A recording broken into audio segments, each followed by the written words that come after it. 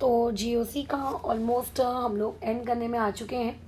तो आखिरी में एक टॉपिक है, उसको हम लोग पढ़ लेते हैं। इस टॉपिक की ज़्यादा नीड तुम लोगों को जब तुम सेकेंड चैप्टर पढ़ोगे टाइप्स ऑफ रिएक्शंस, वहाँ पे आएगी। जब हम लोग addition reaction, elimination reaction, substitution reaction, ऐसी विभिन्न प्रकार की रिएक्शंस के साथ डील कर रहे होंगे ना, तब तुम लोगों को इसकी आवश्यकता पड़ेगी। तो इसके बारे में एक जनरल आइडिया हम लोग यहाँ पे ले लेते हैं। इसके अलावा इसी टॉपिक से रिलेटेड एक छोटा सा सब टॉपिक है, दैट इज़ न्यूक्लियोफिलिसिटी। बट जिस इंसान को बेसिसिटी आती है, बेसिसिटी के जिसने दोनों वीडियोस देखे हुए हैं, उसको न्यूक्लियोफिलिसिटी में कोई भी तकलीफ नहीं होगी। हाँ, और न्यूक्लियोफिलिसिटी एक बहुत ही इम्पॉर्टेंट टॉपिक है, क्योंकि उसके हिसाब से हम आगे की ऑर्गेनिक रिएक्शन से बहुत कुछ डिसाइड करते हैं। तो आज देखो, हमको बेसिकली ऑर्गेनिक केमिस्ट्री में बहुत सारे रिएजेंट्स होते हैं, बट हम लोग ऑब्वियस है कि सारे रिएजेंट्स नहीं पढ़ सकते, नहीं पढ़ पाएंगे, तो हम कुछ रिएजेंट्स पढ़ते हैं। बट उन रिएजेंट्स को पढ़ने से भी पहले हम लोगों की एक कैटेगरी होती है कि हम रिएजेंट्स को कैसे क्लासीफाई कर रहे हैं। तो अभी मैं रिएजेंट को जैसे क्लासीफाई कर रही हूँ, उनके क्लासीफाई करने का जो ये तरीका है, दिस तरीका इज अटैकिंग रिएजेंट्स। मैं इसको किस हिसाब से क्लासीफाई कर रही हूँ, on the basis of attacking reagents. इसका मतलब क्या है? मतलब ये है कि जब भी किसी सबस्ट्रेट पर, what do you mean by the term substrate, होता कैसा है, रिएक्शन में रिएक्टेंट्स होते हैं, एवरीबडी नो। अच्छा, और रिएक्टेंट्स बाद में कन्वर्ट हो जाते हैं किस में, आप लोगों के प्रोडक्ट में। अब जो प्रोडक्ट बनता है, उस प्रोडक्ट में हम किसी, मान लेते हैं कोई एक प्रोडक्ट बन रहा है तो अच्छी बात है, बट कभी कभी मोर देन वन प्रोडक्ट भी हमको मिलता है। तो जिस प्रोडक्ट को हम अचीव करना चाह रहे थे, उसको हम कहते हैं कि ये हम लोगों का प्रोडक्ट है, और जो उसके साथ हमको साइड में बस मिल गया भाई, फ्री गिफ्ट में मिल गया, उसको हम लोग क्या नाम दे देते हैं, बाई प्रोडक्ट।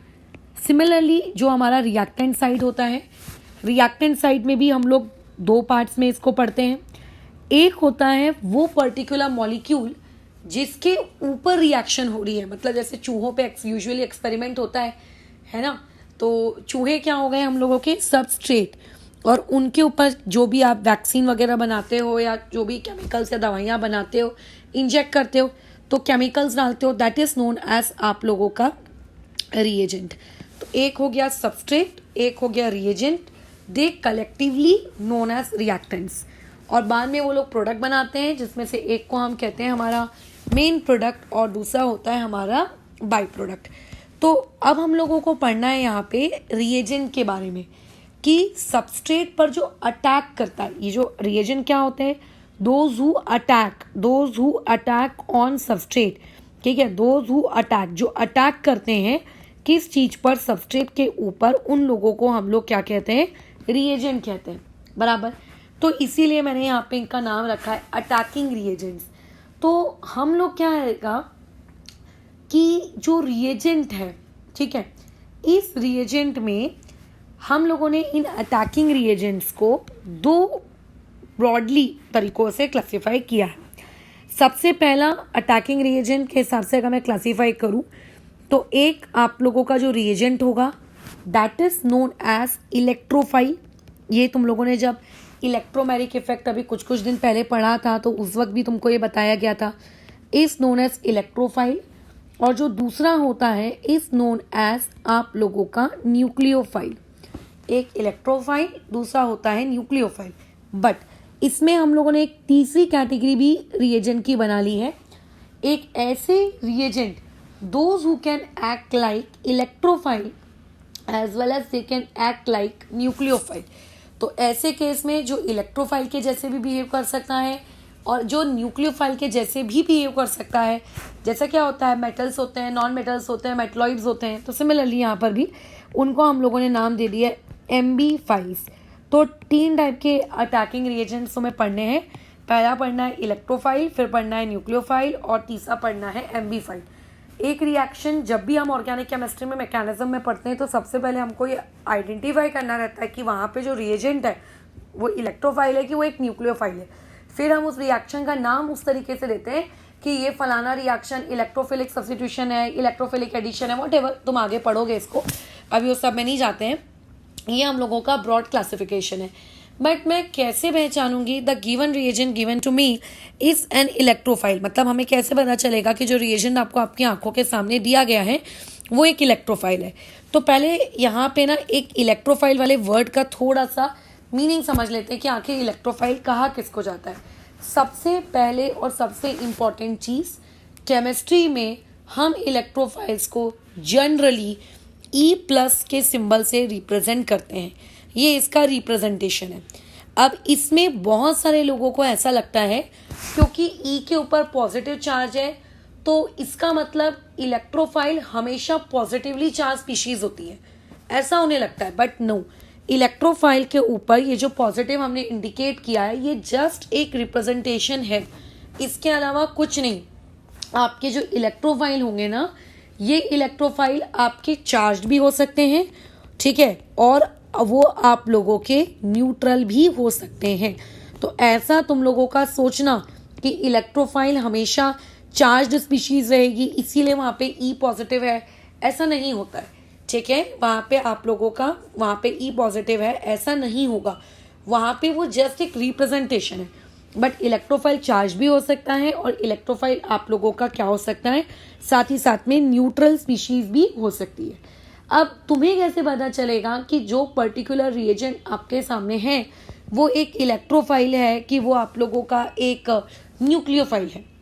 तो सबसे ज़रूरी महत्वपूर्ण सूचना, आखिर भाई इलेक्ट्रोफाइल तो कहता किसको है?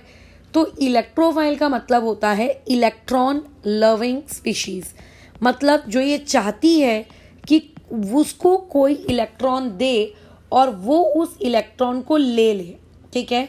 कैसी स्पीशीज है ये एक ऐसी स्पीशीज है जो चाहती है कि कोई उसको इलेक्ट्रॉन दे और वो उस इलेक्ट्रॉन को क्या कर ले, अपने पास एक्सेप्ट कर ले। वो चाहती है, दे लिटरली वांट, ठीक है, उन्हें पसंद है कि कोई उनको क्या करे, इलेक्ट्रॉन दे और वो इलेक्ट्रॉन रखे। तो अब इलेक्ट्रॉन रखना भाई किसको अच्छा लगता है बताओ? तुम्हें अगर मैं कहूँ कि जाके करके इलेक्ट्रॉन्स रख लो तो तुम क्या बोलोगे? ठीक है, अगर मैं एक इलेक्ट्रॉन डेफिशिएंट स्पीशीज हूँ, जैसे कुछ लोग होते हैं ना जिनके ऑक्टेट इनकम्प्लीट होते हैं, है ना, उन्हीं लोगों को आप क्या कहते हो, इलेक्ट्रॉन डेफिशिएंट स्पीशीज कहते हो, इनकम्प्लीट ऑक्टेट वालों को। तो ऐसे लोग जिनके ऑक्टेट क्या होते हैं, इनकम्प्लीट होते हैं, तो ऐसे लोग जिनके ऑक्टेट इनकम्प्लीट होते हैं, जो इलेक्ट्रॉन डेफिशिएंट होते हैं, इन लोगों को ना बड़ी अंदर से बेचैनी होती है कि यार चलो ना इलेक्ट्रॉन मिल रहा है ना, चल रख लेते हैं ना, हमारी डिफिशियंसी पूरी हो जाएगी। So any type of electron deficient species are termed as what, electrophiles. वो सबके सब आप लोगों की क्या कहलाती हैं, आप लोगों की क्या कहलाती हैं, इलेक्ट्रोफाइल्स कहलाते हैं। अच्छा, उसके अलावा तीसरा एक और इम्पॉर्टेंट फैक्टर है।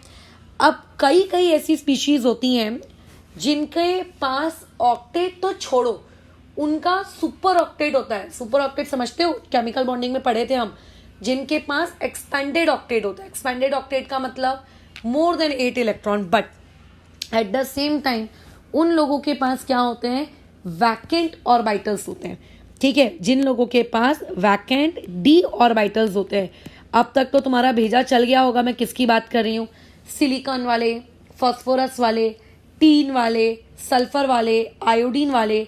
तो भले इन लोगों का ऑक्टेट कंप्लीट हो या ना हो, मतलब वैसे तो इनका ऑक्टेट कंप्लीट होता है मोर देन, बल्कि इनके पास होता है, ठीक है। ये जो जिनके पास वैकेंट डी ऑर्बिटल होते हैं ना, they don't have incomplete octet usually, ठीक है। यहाँ पे एक वर्ड लगा लेना, they don't have generally incomplete octet, ठीक है। They don't have generally incomplete octet, इन लोगों के पास इनकम्प्लीट ऑक्टेट नहीं होता, ठीक है, बराबर। दे हैव ईदर ऑक्टेट और सुपर ऑक्टेट, या तो उनके पास ऑक्टेट होता है या फिर इन लोगों के पास क्या होता है, सुपर ऑक्टेट होता है।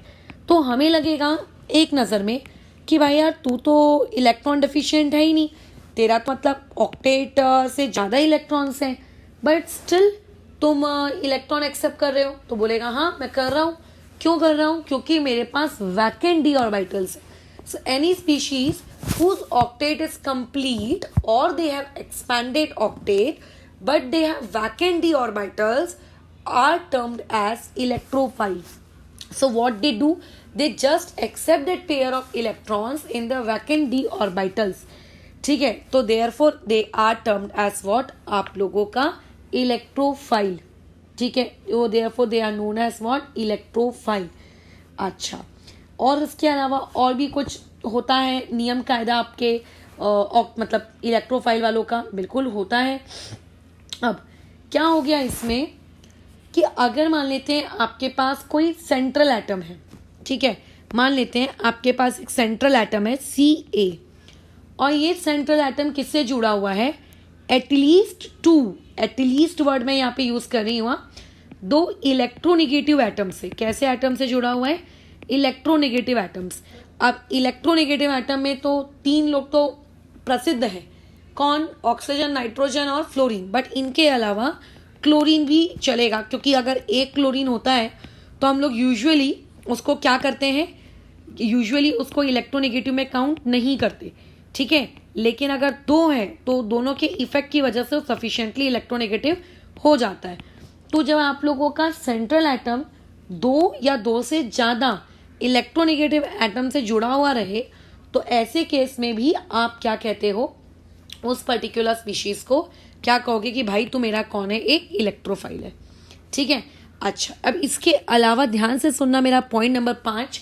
जब हम लोग अभी नेक्स्ट जीओसी पार्ट 2 में ये चीज़ सीखेंगे कि किस तरीके से आप रिएक्शंस को क्लासीफाई करते हो, उन रिएक्शंस के हम क्लासिफिकेशन पढ़ेंगे, तो वहाँ पे तुम लोगों को बहुत सारी एडिशन रिएक्शंस देखने को मिलेंगी, इलेक्ट्रोफिलिक रिएक्शंस तुमको वहाँ पे देखने को मिलेंगी.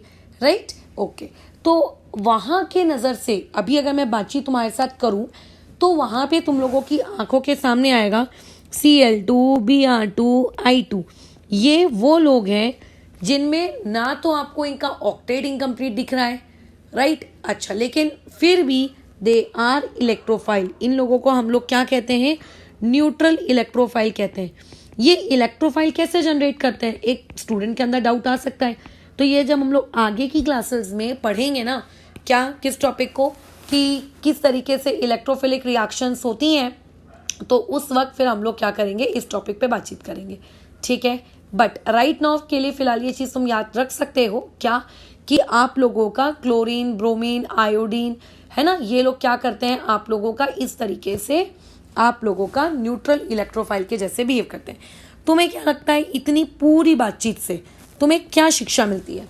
इस पूरी बातचीत से तुमको ये शिक्षा मिलती है कि देखो भाई साहब, आप लोगों के पास कोई भी ऐसी स्पीशीज जो इलेक्ट्रॉन को एक्सेप्ट करेगी, ठीक है, ऐसी कोई भी स्पीशीज जो इलेक्ट्रॉन को एक्सेप्ट करेगी, वो इलेक्ट्रॉन को एक्सेप्ट करने वाली स्पीशीज को हम लोग क्या कहेंगे? इलेक्ट्रोफाइल कहेंगे.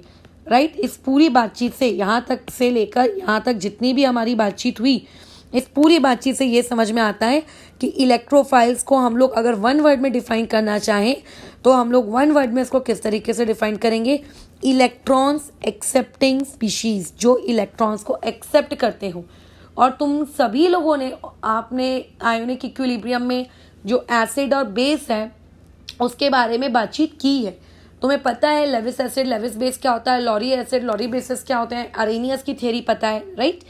तो ऐसे केस में अब तुम मुझे बताओ, आयोनिक इक्विलिब्रियम के अकॉर्डिंग ऐसी कोई भी स्पीशीज जो इलेक्ट्रॉन को एक्सेप्ट करती है, तो उन लोगों के लिए एक 1 वर्ड नाम रखा जाता है, और वो 1 वर्ड नाम क्या होता है? Lewis acids. तो यहाँ पे हम लोग स्टेटमेंट दे सकते हैं कि हमारे जो इलेक्ट्रोफाइल्स होते हैं, electrophiles are what? Lewis acids. ठीक है, इलेक्ट्रोफाइल्स आप लोगों के एक प्रकार के क्या हो गए? Lewis acids. But it doesn't means कि सारे के सारे लेविस एसिड्स इलेक्ट्रोफाइल होंगे, बट हाँ, जितने भी इलेक्ट्रोफाइल है वो जरूर लेविस एसिड्स होंगे. तो this was all about the electrophile. तो क्या क्या कंडीशन से इलेक्ट्रोफाइल की? पहला, ई पॉजिटिव, इसका जनरल रिप्रेजेंटेशन होता है. हम कैसे पहचानेंगे कि कोई भी species as a electrophile behave कर रही है कि एज अ न्यूक्लियोफाइल?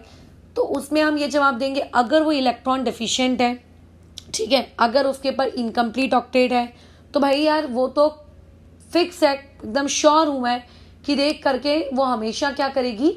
एक इलेक्ट्रोफाइल के जैसे बिहेव करेगी.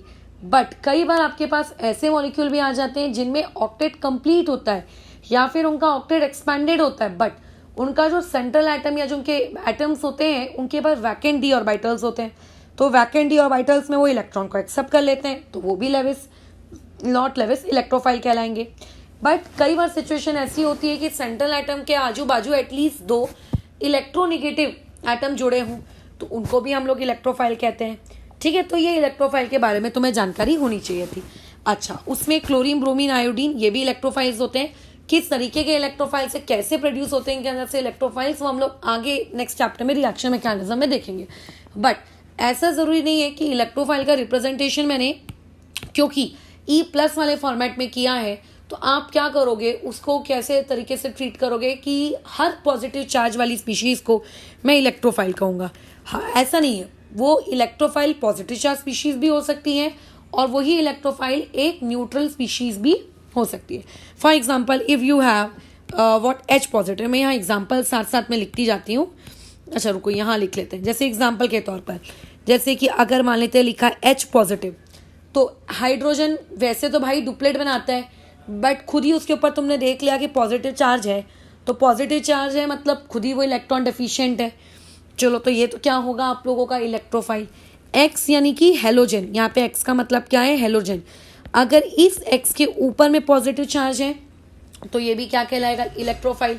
क्यों ये आप लोगों का इलेक्ट्रोफाइल कहलाएगा, क्योंकि इस पर्टिकुलर स्पीशीज में जो X है, उस X यानी कि हेलोजन, उस बेचारे हेलोजन के पास 7 वैलेंस इलेक्ट्रॉन होने चाहिए थे। यूजुअली X के पास कितने वैलेंस इलेक्ट्रॉन होते हैं, 7। लेकिन यहाँ पे हुआ कैसा होगा, यहाँ पे ये चीज़ कुछ इस तरीके की हो गई होगी कि इस X ने अपना वो जो 1 इलेक्ट्रॉन है वो क्या कर दिया, डोनेट कर दिया। तो डोनेट करने के बाद उस बेचारे के पास कितने बचे, 6, और उस एक की डिफिशियंसी की वजह से वहाँ पे कौन सा चार्ज क्रिएट हो गया, पॉजिटिव।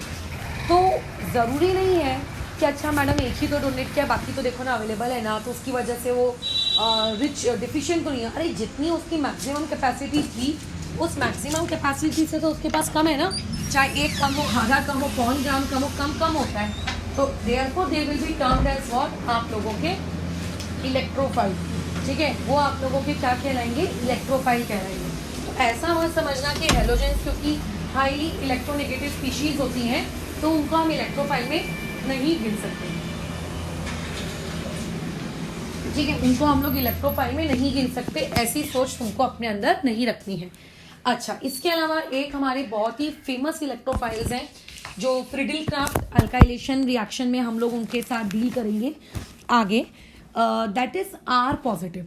R मतलब कार्बन की चेन, ये मैं IUPAC के वक्त भी बता चुकी हूँ। R का मतलब होता है कार्बन की चेन। ठीक है, तो अगर कभी किसी भी कार्बन के ऊपर पॉजिटिव चार्ज आपको दिख जाए तो इसका मतलब ये है कि वो पर्टिकुलर स्पीशीज भी आप लोगों की कौन है, इलेक्ट्रोफाइल है, बराबर। तो अगर किसी स्पीशीज के ऊपर पॉजिटिव चार्ज दिख रहा है तुमको, ठीक है, इसका मतलब उसने जितने उसके पास इलेक्ट्रॉन होने चाहिए उससे क्या है, उसके पास कम है, तो therefore all are termed as what, electrophile. अच्छा, अब इसमें देखो 3 बहुत ही सुपरहिट एग्जांपल्स हैं, इनको भूलना मत। एक होता है आप लोगों का NO2+। इस NO2+ भाई को हम लोग केमिस्ट्री की दुनिया में कहते हैं नाइट्रोनियम आयन, ये महाराज जी कहलाते हैं नाइट्रोनियम आयन। दूसरा होता है आप लोगों के पास NO पॉजिटिव। NO पॉजिटिव को कुछ हम इस तरीके से ड्रॉ करते हैं, जहाँ पे ऑक्सीजन के पास तो भाई उनके लोन पेयर्स होते हैं, बट नाइट्रोजन के ऊपर ये आ जाता है पॉजिटिव चार्ज। तो इस पर्टिकुलर मॉलिक्यूल को हम कहते हैं नाइट्रोसोनियम आयन। क्या कहते हैं इसको, नाइट्रोसोनियम आयन। इन दोनों ही केसेस में ये दोनों के दोनों किसके जैसे एक्ट करेंगे, एज एन इलेक्ट्रोफाइल। क्यों ये एज ए इलेक्ट्रोफाइल एक्ट कर रहे हैं, क्योंकि नाइट्रोजन क्या करता है, 3 बॉन्ड बनाता है और 1 लोन पेयर रखता है, बराबर कह रही हूं मैं। तो अब यहाँ पे तुम चेक करो, बेचारे ने सिर्फ 2 बॉन्ड बनाए हैं और 1 लोन पेयर रखा है, इसका मतलब इसका 1 बॉन्ड जो है वो क्या है, आप लोगों का मिसिंग है, कमी है इसके पास 1 बॉन्ड। 1 बॉन्ड मतलब कितने इलेक्ट्रॉन यार, 2 इलेक्ट्रॉन। तो इट मीन्स दैट यहाँ गड़बड़ी है। तो गड़बड़ी है इसका मतलब डिफिशियंसी है, मतलब ये किसके जैसे एक्ट करेगा, इलेक्ट्रोफाइल के जैसे एक्ट करेगा।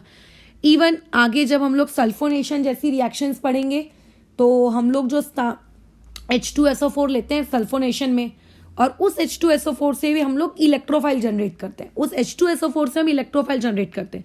तो SO3H ठीक है। और यहाँ पे सल्फर पे पॉजिटिव चार्ज, ये भी आप लोगों का किसका क्या कहलाएगा, एक इलेक्ट्रोफाइल कहलाएगा।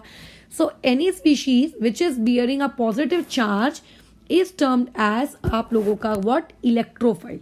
बट जरूरी ऐसा नहीं होता है कि इलेक्ट्रोफाइल म्हणजे पॉजिटिव चार्ज। हो सकता है समटाइम्स आपको पॉजिटिव चार्ज नहीं दिखे but still the species will be a electrophile. जैसे कि अगर मैं बात करूं तुम लोगों के पास ऐसे मॉलिक्यूल जिनका ऑक्टेट ही कंप्लीट नहीं है। ऐसे कितने सारे मॉलिक्यूल हैं हम तो जानते हैं जिनका ऑक्टेट कंप्लीट नहीं होता है। हम जैसे जानते हैं BX3, X का मतलब हेलोजन, BH3 इसका ऑक्टेट कंप्लीट नहीं होता है, BeCl2 इसका देखो ऑक्टेट कंप्लीट नहीं है, AlX3 इसका ऑक्टेट कंप्लीट नहीं है। फिर तो इन लोगों का तो ऑक्टेट ही कंप्लीट नहीं है। तो जिन जिन लोगों का ऑक्टेट कंप्लीट नहीं होता है all are termed as what, आप लोगों के इलेक्ट्रोफाइल। ठीक है। अच्छा, अब इसमें ना कल की क्लास में मैंने तुम लोगों को एक नाम बताया था, कार्बीन। अब कार्बीन में देखो इस तरीके से इसको हम कार्बीन कह सकते हैं, इवन इसको भी कार्बीन कह सकते हैं। एक H है, एक X है और कार्बन के ऊपर ऐसा आपको एक पेयर दिख रहा है, आप इसको भी कार्बीन कह सकते हो। तो कई लोगों को ऐसा लगता है after studying the fact of nucleophile कि किसी भी स्पीशीज के ऊपर लोन पेयर आ जाने से उसको न्यूक्लियोफाइल कहने लगते हैं। ठीक है। कई लोगों के अंदर एक गलतफहमी होती है कि किसी भी स्पीशीज के अंदर लोन पेयर अगर आ जाए तो क्योंकि वो अपना लोन पेयर डोनेट कर सकता है तो उसको हम लोग न्यूक्लियोफाइल कहते हैं। बट ऐसा जरूरी नहीं होता है कि लोन पेयर आ जाने से कोई भी स्पीशीज न्यूक्लियोफाइल बन जाएगी। भाई ऑक्टेट कंप्लीट है कि नहीं है वो चेक कर। तो यहाँ पे साफ साफ तुमको दिख रहा है कि कार्बन ने 2 बॉन्ड बनाए, 2 बॉन्ड मतलब 4 इलेक्ट्रॉन, और एक उसके ऊपर तुमको लोन पेयर दिख रहा है। मतलब बेसिकली यहाँ पे टोटल इस कार्बन के पास कितने इलेक्ट्रॉन है, 6 इलेक्ट्रॉन्स हैं। इसका मतलब इसका सेक्सटेट कंप्लीट है, इसका ऑक्टेट इनकम्प्लीट है। तो क्या ये चीज एक इलेक्ट्रोफाइल है? बिल्कुल, ये भी आप लोगों का कौन है, एक इलेक्ट्रोफाइल है। तो जो कार्बीन्स होते हैं ये लोग क्या कहलाते हैं, इलेक्ट्रोफाइल कहलाते हैं। कल को तुम्हें कोई फ्री रेडिकल दिखा, फ्री रेडिकल समझते हो ना, जैसे CH3 डॉट। अब भाई इसके पास 8 इलेक्ट्रॉन्स तो नहीं है बट इसके पास क्या है, 3 बॉन्ड्स हैं और एक ऑड इलेक्ट्रॉन है। ठीक है। और एक उसके पास ऑड इलेक्ट्रॉन है। ठीक है, स्पेलिंग ठीक कर लेना। तो टोटल कितने हुए, 7 इलेक्ट्रॉन हो गए। बट ऑक्टेट तो नहीं है ना। तो ये जितनी भी फ्री रेडिकल्स होते हैं इनके अंदर भी डिफिशियंसी है। So all free radicals are also termed as what, electrophile. ये लोग भी हमारे क्या कहलाते हैं, इलेक्ट्रोफाइल कहलाते हैं। बट समटाइम्स हम कुछ ऐसे एग्जाम्पल को एनकाउंटर करते हैं जिनमें आपको ऑक्टेट कंप्लीट दिखता है। तो एक स्टूडेंट के अंदर, एक पढ़ने वाले के अंदर ये थोड़ी सी गलतफहमी डेवलप हो जाती है, यार इसके अंदर तो ऑक्टेट दिख रहा है, इट मीन्स यार इसके अंदर तो होना चाहिए करके। कौन बोलो, इसके अंदर तो फिर डिफिशियंसी नहीं है। तो लिटरली उसके पास डिफिशियंसी नहीं है, वो खुश है, जैसा भी है वो खुश है। जैसे एग्जाम्पल पे ले लो SnCl4, ठीक है, SiCl4 ये इसको उठा लो, और PCl5 ले लो, फिर SF6 ले लो, IF7 ले लो। देखो इनके पास क्या, इनके ऑक्टेट कंप्लीट नहीं है, कंप्लीट है। इसके पास 8 इलेक्ट्रॉन है, इसके पास 8 इलेक्ट्रॉन है, इसके पास 10 इलेक्ट्रॉन है। ये देखो इनका तो एक्सपेंडेड ऑक्टेट है, इसके पास 12 इलेक्ट्रॉन है, इसके पास तो भैया 14 इलेक्ट्रॉन है। तो इन लोगों के पास इनके जो ऑक्टेट है ना वो एक्सपेंडेड है एकदम, but yet they are behaving like a electrophile. ये सब इलेक्ट्रोफाइल्स हैं। क्यों ये इलेक्ट्रोफाइल्स हैं, तुम ये देखो आफ्टर, या फिर ऐसे कह सकते हैं फ्रॉम 3rd पीरियड ऑनवर्ड्स। ठीक है, जैसे ही 3rd पीरियड शुरू होता है, 3rd पीरियड ऑनवर्ड्स एलिमेंट्स या फिर atom of elements have vacant D orbital. उन लोगों के पास क्या शुरू हो जाते हैं, वैकेंट डी ऑर्बिटल आ जाते हैं। और वैकेंट डी ऑर्बिटल का मतलब इनको जरूरत नहीं है इलेक्ट्रॉन्स की, बट अगर कोई इलेक्ट्रॉन दे रहा है तो ये लोग उस इलेक्ट्रॉन को एक्सेप्ट करने से मना भी नहीं करेंगे। ये फ्री में मिलने वाली चीज को अपने पास जमा करके रख लेंगे, बट मना नहीं करेंगे कि नहीं नहीं हम लोग फुल है, जा जा जा, ऐसा नहीं, रख लेंगे। क्यों रख पा रहे हैं, क्योंकि उनके पास उस इलेक्ट्रॉन को रखने के लिए जगह है ना। उनके पास वैकेंट डी ऑर्बिटल है, और वैकेंट डी ऑर्बिटल है इसलिए उन्होंने इलेक्ट्रॉन को रख लिया। सो एनी स्पीशीज जो आपको देखने से ऐसा लग रहा है कि इसके पास तो ऑक्टेट कंप्लीट है, इसको तो इलेक्ट्रॉन की जरूरत नहीं है, तो एक नजर अपनी इस तरीके से भी घुमाना कि क्या इस महाशय के पास कहीं वैकेंट डी ऑर्बिटल तो नहीं है, क्योंकि अगर उसके पास वैकेंट डी ऑर्बिटल निकला तो चाहे उसका ऑक्टेट कंप्लीट हो या सुपर ऑक्टेट बना ले हो, वो तो आप लोगों से इलेक्ट्रॉन लेकर ही जाएगा। ठीक है, वो इलेक्ट्रॉन लेकर ही जाएगा। अच्छा, बट ऐसे भी कोई लोग होते हैं, जैसे कि मान लेते हैं CO2 है। अब मैं तुमसे पूछ रही हूं कि CO2 एक इलेक्ट्रोफाइल है कि एक इलेक्ट्रोफाइल नहीं है। मैंने तुमसे पूछा SO3 क्या ये एक इलेक्ट्रोफाइल है कि इलेक्ट्रोफाइल नहीं है। तो एक इंसान चेक करता है क्या इसका ऑक्टेट कंप्लीट है, तो यार ऑक्टेट तो कंप्लीट है इन लोगों का, वो ऐसा देखता है। कार्बन CS2 के बारे में पूछ लेते हैं या फिर CCl4 के बारे में पूछ लेते हैं, है ना। ऐसे क्वेश्चन आ गए, क्या ये इलेक्ट्रोफाइल है? तो हाँ, ये सब भी इलेक्ट्रोफाइल की कैटेगरी में आएंगे। क्या इनका ऑक्टेट कंप्लीट है? हाँ, कुछ लोगों का ऑक्टेट कंप्लीट है, बल्कि मैक्सिमम लोगों का ऑक्टेट कंप्लीट है। अच्छा, लेकिन इनको हम लोग क्यों इलेक्ट्रोफाइल कह रहे हैं? क्योंकि सेंट्रल एटम के आजू बाजू में क्या है बताओ? सेंट्रल एटम के आजू बाजू में बोलो क्या है? सेंट्रल एटम के आजू बाजू में आपने मोर देन 2 इलेक्ट्रोनेगेटिव एलिमेंट्स को क्या करके रखा है? जोड़कर रखा है। ठीक है, so therefore they are termed as what? आप लोगों का इलेक्ट्रोफाइल। ठीक है, ये लोग क्या कहलाएंगे? Electrophile. Even if somebody ask you कि Fe3 पॉजिटिव, Fe2 पॉजिटिव, मतलब डी ब्लॉक के जो एलिमेंट्स होते हैं उनके जो कैटायंस होंगे, डी ब्लॉक एलिमेंट, हाँ, I am talking about transition metals. मैं किसकी बात कर रही हूँ? ट्रांजिशन मेटल्स की। तो जो ट्रांजिशन मेटल्स होंगे, उन ट्रांजिशन मेटल्स के जो कैटायंस हैं वो लोग भी एज अ इलेक्ट्रोफाइल बिहेव करते हैं। क्यों? क्योंकि उनके पास भी क्या होता है? वैकेंट ऑर्बिटल्स होते हैं। किस चीज को? इलेक्ट्रॉन्स को एक्सेप्ट करने के लिए। तो ये लोग भी आप लोगों के क्या कहलाएंगे? आप लोगों के इलेक्ट्रोफाइल कहलाएंगे। तो होप सो हम इस चीज को लेकर क्लियर हैं कि who are electrophile and who are not electrophile. अब हम लोगों का जो नेक्स्ट टॉपिक है, that next topic is nucleophile क्या होता है। तो जैसे मैंने तभी स्टार्टिंग में बताया कि इलेक्ट्रोफाइल का जो जनरल रिप्रेजेंटेशन है, वो जनरल रिप्रेजेंटेशन कैसा है? E की पावर में प्लस, राइट, यही है उनका जनरल रिप्रेजेंटेशन, E की पावर में प्लस। तो सिमिलरली आप लोगों के पास जो न्यूक्लियोफाइल है उनका भी कुछ ना कुछ तो रिप्रेजेंटेशन होगा ही होगा। तो जो न्यूक्लियोफाइल होता है उनको हम लोग जनरली Nu नेगेटिव इस सिंबल से हम लोग इनको रिप्रेजेंट करते हैं। बट इट डजंट मीन्स, ऐसा बिल्कुल नहीं सोचना कि जिस तरीके से इलेक्ट्रोफाइल के ऊपर E पॉजिटिव था तो दुनिया के सारे पॉजिटिव स्पीशीज को ही इलेक्ट्रोफाइल कहेंगे और जो पॉजिटिव नहीं होगा मैडम उसको इलेक्ट्रोफाइल नहीं कहेंगे। ऐसा नहीं होता है, वो जस्ट एक रिप्रेजेंटेशन है, उसके अलावा और कुछ भी नहीं है। ठीक है, तो वैसे ही अगर कहीं पर भी आपको ऐसा लग रहा है कि न्यूक्लियोफाइल का मतलब सिर्फ निगेटिव चार्ज स्पीशीज होती हैं, तो ऐसा नहीं होता। न्यूक्लियोफाइल में आप लोगों को न्यूक्लियोफाइल एक निगेटिव चार्ज स्पीशीज भी मिल सकती है। ठीक है, वो एक निगेटिव चार्ज स्पीशीज भी हो सकती है, या फिर आप किसी न्यूट्रल चीज को देखो और वो न्यूट्रल चीज भी आप लोगों को एज अ न्यूक्लियोफाइल लग सकती है। ठीक है, वो न्यूट्रल चीज भी आपको क्या लग सकती है? एज अ न्यूक्लियोफाइल जैसे लग सकती है। ठीक है, न्यूट्रल का मतलब हैविंग लोन पेयर। ठीक है, हैविंग लोन पेयर। तो मुझे कैसे पता चलेगा कि कोई भी पर्टिकुलर स्पीशीज एक इलेक्ट्रोफाइल है कि नहीं है? तो हमने ऊपर कुछ रूल्स लिखे थे कि उनका ऑक्टेट इनकम्प्लीट होना चाहिए, राइट, उनके पास डिफिशिएंसी होनी चाहिए। तो न्यूक्लियोफाइल जस्ट उसके उलट है। न्यूक्लियोफाइल आप एक ऐसी स्पीशीज को कहते हो जो आप लोगों के इलेक्ट्रॉन रिच होती है। ठीक है, जिसके पास भर भर के इलेक्ट्रॉन्स होते हैं। आप न्यूक्लियोफाइल किसको कहते हो?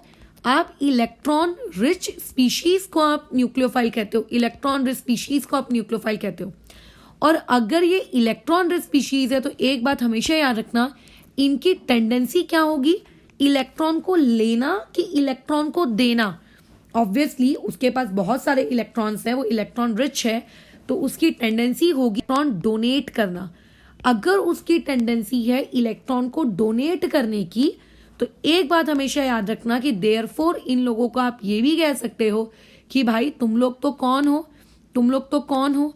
तुम लोग एक लेविस बेस हो। तुम लोग कौन हो? लेविस बेस हो। तो जितने भी न्यूक्लियोफाइल होते हैं उन न्यूक्लियोफाइल को आप क्या कह सकते हो, लेविस बेस कह सकते हो। जैसे मैंने ऊपर कहा जितने भी इलेक्ट्रोफाइल को तुम क्या कह सकते हो, लेविस एसिड कह सकते हो, वैसे ही जितने भी अगर आप न्यूक्लियोफाइल को देखो तो सारे न्यूक्लियोफाइल को तुम लोग क्या कह सकते हो, लेविस बेस भी कह सकते हो। ठीक है, लेविस बेस कहलाएंगे वो आपके अच्छे खासे।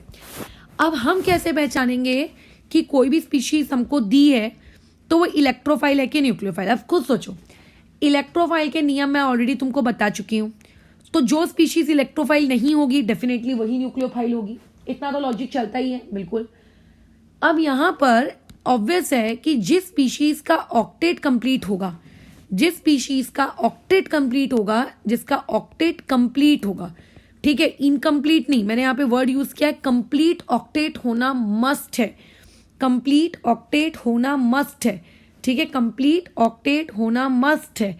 अगर किसी स्पीशीज का ऑक्टेट कंप्लीट है तो उस ऑक्टेट कंप्लीट वाली स्पीशीज को किस कैटेगरी के अंदर कहा जा सकता है कि भाई तू एक कौन है, न्यूक्लियोफाइल है।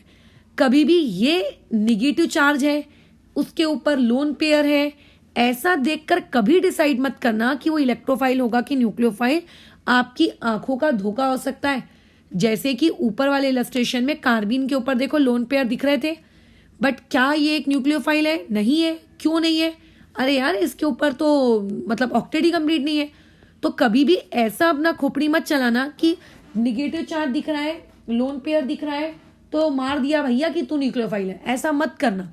हमेशा चेक करना एक अच्छे न्यूक्लियोफाइल की खासियत क्या होती है कि उसका जो ऑक्टेट होता है वो ऑक्टेट उसका कैसा होता है, कंप्लीट होता है। ऑक्टेट उसका कंप्लीट होना चाहिए। जितने नियम कायदे तुमने अभी इलेक्ट्रोफाइल के लिए पढ़े ना, उतने नियम कायदे तुम्हें यहाँ पे नहीं पढ़ने पड़ते।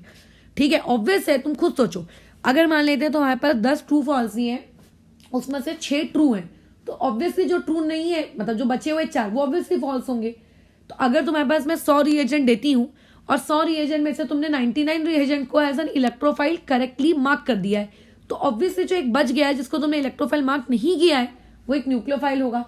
हम लोग वो एम्बिडेंटेड वाली सिचुएशन को फिलहाल इग्नोर कर रहे हैं, ऑब्वियसली वो न्यूक्लियोफाइल होगा। तो आपको न्यूक्लियोफाइल है कि नहीं है इस बात की चेकिंग करने के लिए ज्यादा खोपड़ी नहीं चलानी है। सबसे पहले ये देखना निगेटिव चार्ज होना चाहिए, लोन पेयर होना चाहिए, ऑक्टेट होना चाहिए, बस ये 3 अगर है उनके पास तो इसका मतलब कि न्यूक्लियोफाइल जैसे बिहेव कर सकते हैं। कौन कौन है जो तुम्हारे सराउंडिंग में तुमने उन्हें एज अ न्यूक्लियोफाइल बिहेव करते हुए देखा है अपने आजू बाजू में? मैंने तो बहुत सारे देखे हैं। OH निगेटिव, बल्कि ये तो इतना फेमस न्यूक्लियोफाइल है, घूम फिर के तुम्हारी लाइफ में बार बार आएगा। ठीक है, वैसे ही उसी का एक और SH निगेटिव। अगर OH निगेटिव की बात हो रही है तो SH निगेटिव ना है भैया, ये कैसे चलेगा? ये बेंजीन रिंग, बेंजीन रिंग के बाद यहाँ O निगेटिव, ये भी आप लोगों का एक न्यूक्लियोफाइल है ना।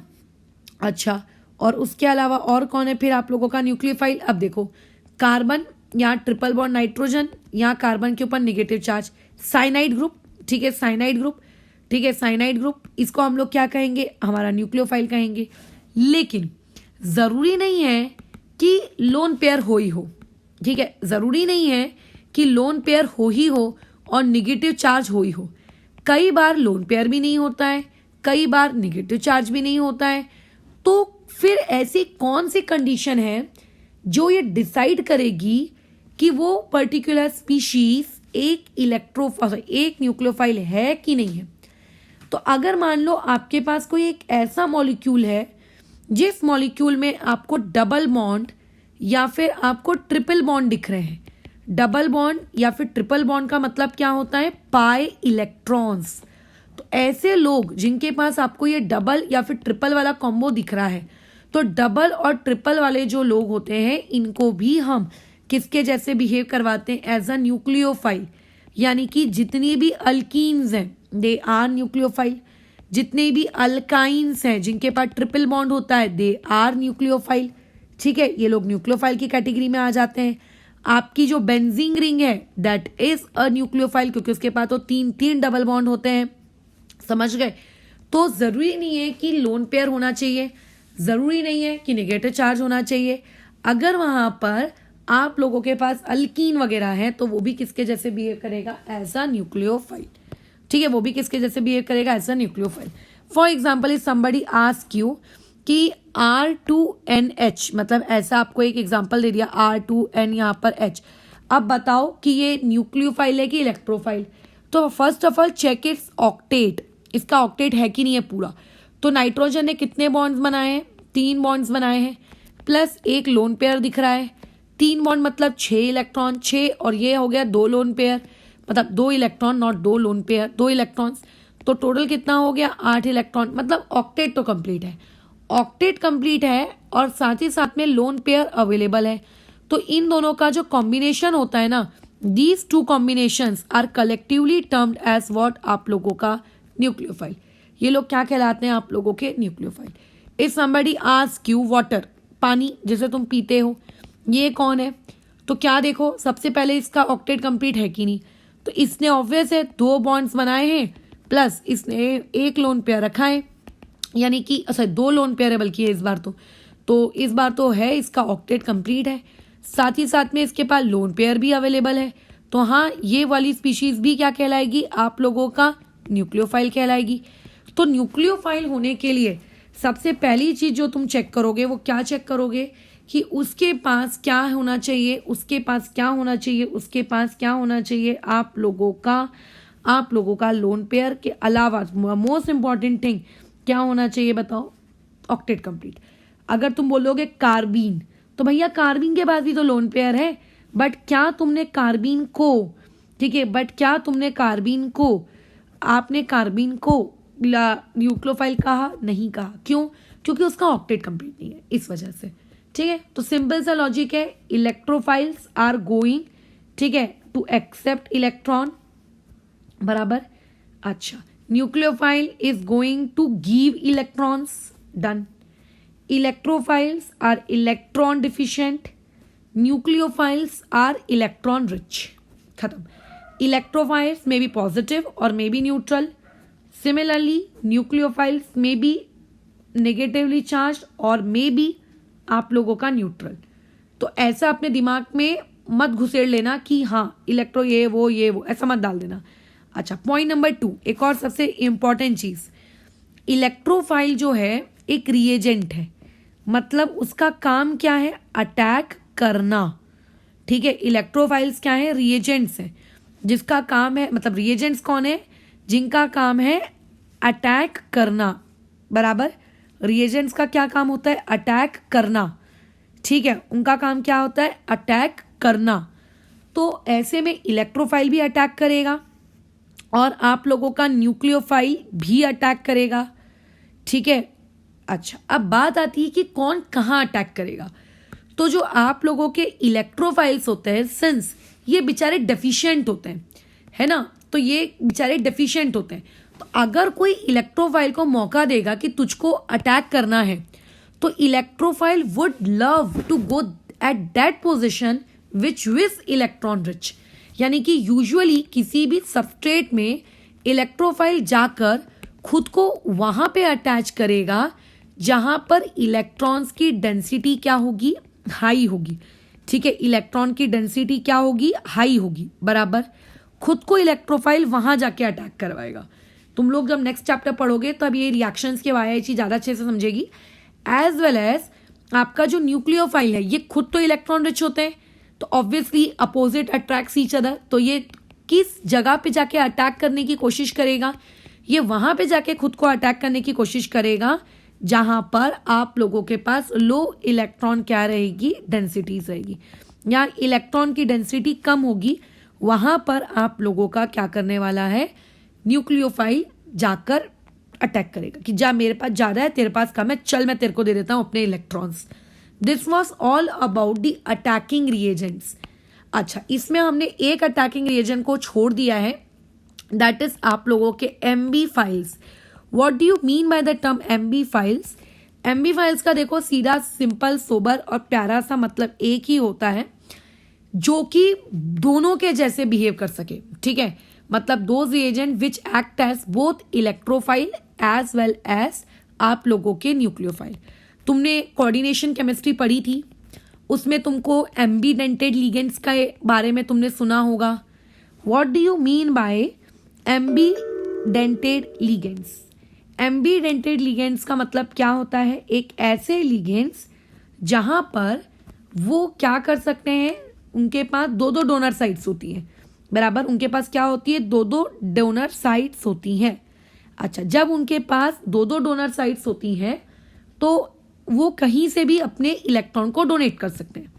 तो सिमिलरली एम्बीफाइल्स का मतलब जो कि आप लोगों का क्या होता है बताओ, जहां पर आप लोगों का इलेक्ट्रोफाइल के जैसे भी बिहेव करता है, अच्छा, और जो न्यूक्लियोफाइल के जैसे भी बिहेव करता है, उसको हम लोग क्या कहते हैं? आप लोगों के एम्बीफाइल्स।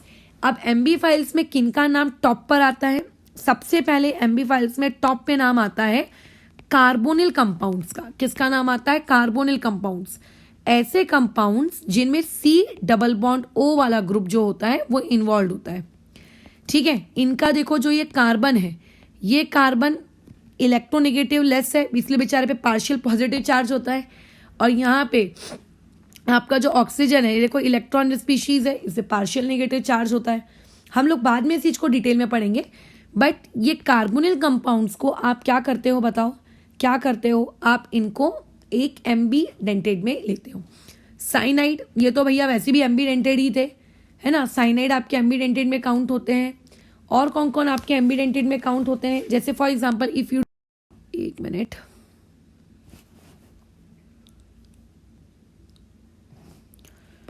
दो मिनट रुको।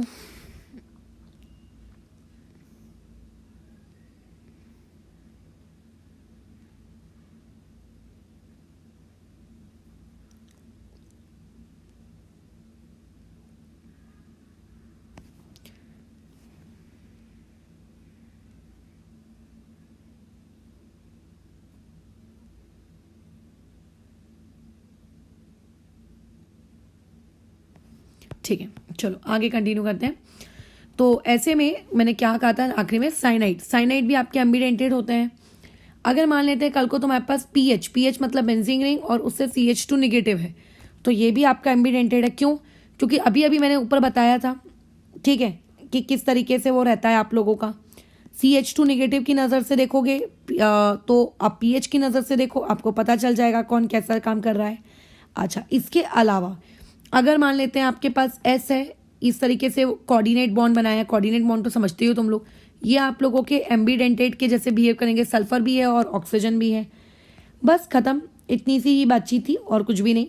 तो यहाँ पे हम लोगों का जो अटैकिंग रिएजेंट्स वाला टॉपिक है ये खत्म होता है, ठीक है। अब इसके बाद अभी हम लोग जो नेक्स्ट चीज कंटिन्यू करेंगे दैट वुड बी न्यूक्लियोफिलिसिटी।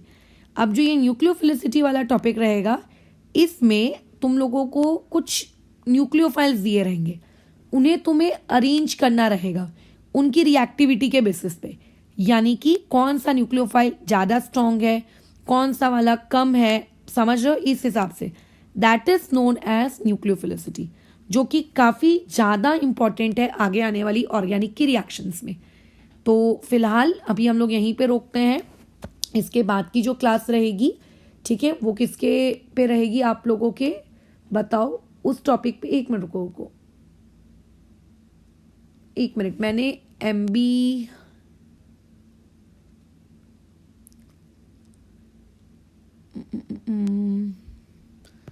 अच्छा, ये वाले एम्बीडेंटेड मैंने लिखवाए ना, हाँ, ये हो गए आपके एम्बीडेंटेड। ये हो गए सारे के सारे कौन? एम्बीडेंटेड।